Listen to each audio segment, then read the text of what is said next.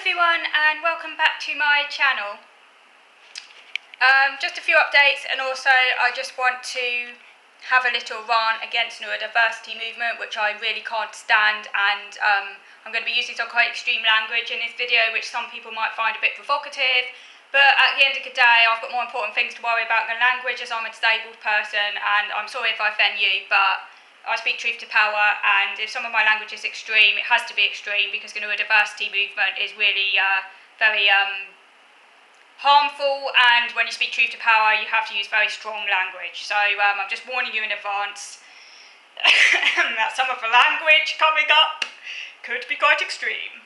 Okay, so so you have to laugh or you go mad. But the first things I want to spend a lot of time, that's what I want to say. If you don't laugh, you go mad. You have to laugh. Right.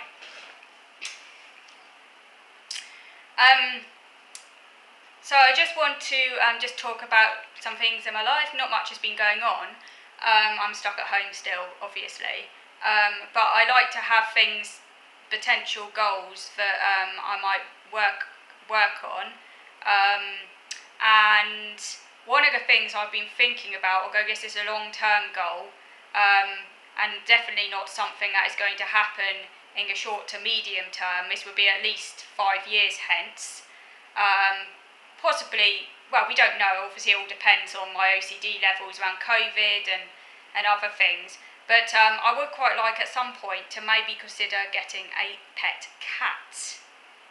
Now, I've spoken to my dad about this, and he's supportive of the idea, and he actually says we could do it together potentially, because I did grow up with a cat. I had a cat when I was a child, called Cuthbert.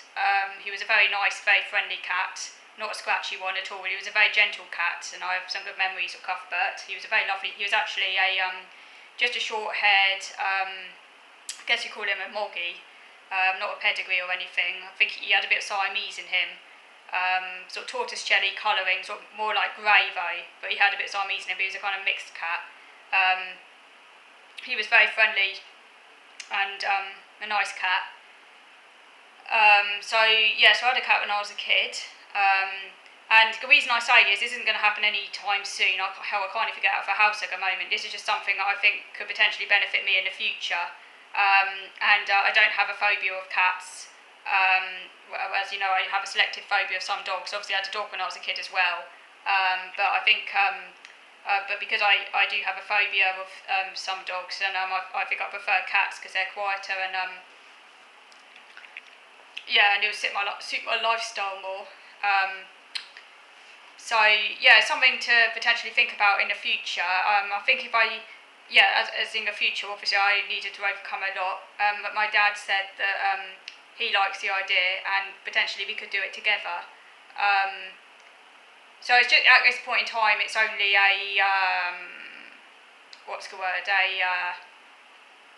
something I'm thinking about. But like I say, this will be many years hence, because I have so much to work on. It's not going to happen for many years. I could just see the appeal, of a cat. So I can see the appeal.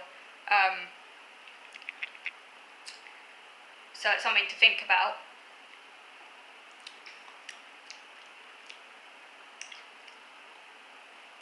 As I lead a very quiet life.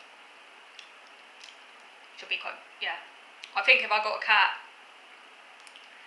I probably want to get it as a kitten now, because you have more control over its socialisation, and I'm quite a kind of controlling a person who likes knowing things. Obviously with a kitten you get to kind of raise it yourself, so you can make a cat a nice cat, whereas obviously make sure it's exposed to all the right things, whereas obviously if you get a rescue cat there's always a risk that, obviously I'm sure many rescue cats are really, really nice, but obviously there is a bit more of a unknown variable there, and obviously I would like to feel that I've made a nice cat, that I've raised the cat well, and that I've given it positive experiences, and that it's friendly essentially, because obviously I want a friendly cat.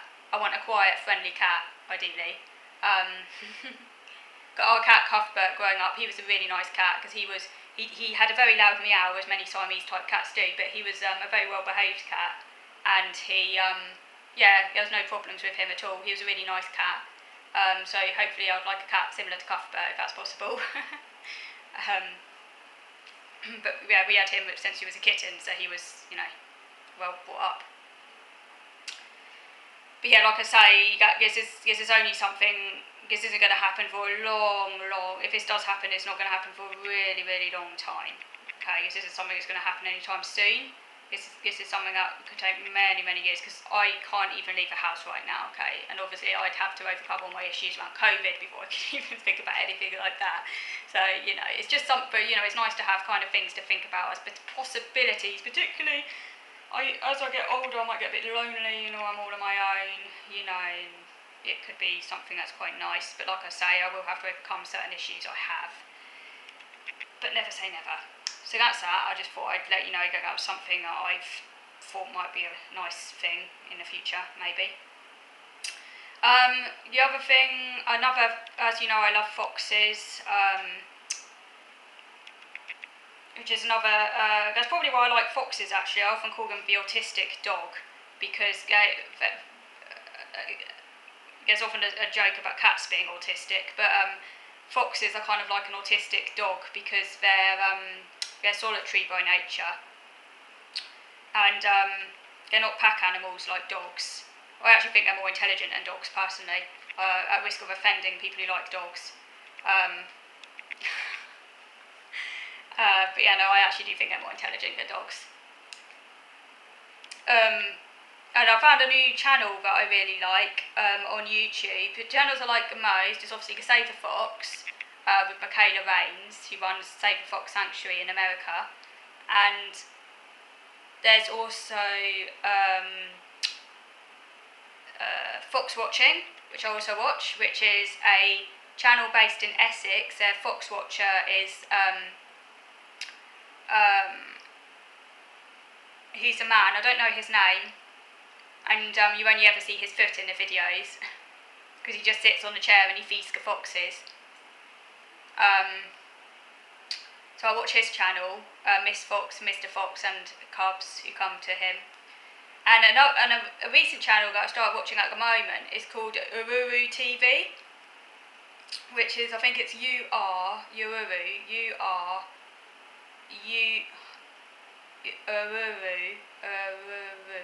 It's Ururu, Ururu. I think that's how you say it. It's basically imitating the vocalisation of one of the foxes. It's a Russian channel, and it's a woman called Victoria. And like Michaela Rains in America, she has a fox sanctuary. Although her fox sanctuary is a small one, and she's only got about 3 foxes, but they're all fur farm rescues, because in Russia there's a lot of fur farms that are currently still in existence. Horrible trade, they should all be banned. But anyway, she rescues foxes that would otherwise be killed for their pelts, and that can't be released into the wild because they were raised in captivity. Many of them have genetic defects, so she's taken on 3 called Foxy, Vasilisa, a really cute name, also called Lisa, such a cute name for a fox. Vasilisa, which is the Russian version of Lisa. Foxy and Alfie, I think. And it's called Ururu TV because one of the foxes, Alfie, makes noises like that sound a bit like Ururu, like I can't do it. But yeah, it's like a kind of vocalisation that he makes, which is it's called Ururu TV. And I've been watching her channel, and her foxes are just so cute. I just want to cuddle them. And one of the foxes, as I say, Vasilisa, there's a hilarious video where Victoria gives Vasilisa. It's a Russian channel, by the way, but most of the videos are in subtitles. So she speaks in Russian, but there are English subtitles across the screen. And in one of the videos, Victoria, the woman who has these foxes, she gives Vasilisa Fox a notebook and a satchel, and Vasilisa goes absolutely crazy. She's the most happiest fox ever, and she literally starts laughing, and it sounds like a human laughing. It's like almost manic, and she literally runs around the garden smiling and laughing. and it's really funny. It's like she's being really mischievous, and she's carrying a satchel. She almost falls over under its weight, and when Victoria comes over to her, she's got this really big smile on her face and like almost manic eyes, and she's laughing so much. It's just so funny because she's the happiest fox in the world just over this satchel. It's just so funny, so cute. That's a happy fox, that is. It just shows how happy foxes can get over. It's just so funny and just lovable. And she's not a kit either. She's about 6 years old in this video, but she behaves like a kit the way she's so happy. It's so funny. So that's the fox videos I've been watching lately. Okay, so now for the serious part of a video. So I'm going to move over to video number 2, I think, to talk about the serious stuff. And I did forewarn you at the start of this video, some very extreme language is about to be used. But I'm sure people who are against neurodiversity will understand the spirit in which I'm speaking and won't take offence, and will understand that although some of the language I'm about to use is very, very extreme, extreme language is important when you're tackling ideological capture, which is essentially what the neurodiversity movement is. And although the language I'm about to use may offend some, and you might disagree with the language, remember that I am only half joking. I'm autistic, but I can be funny. I am only half joking.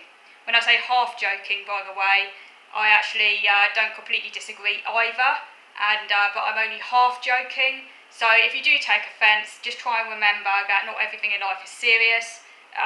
If you are against the neurodiversity movement, you probably won't take offence. So let's see how this goes down.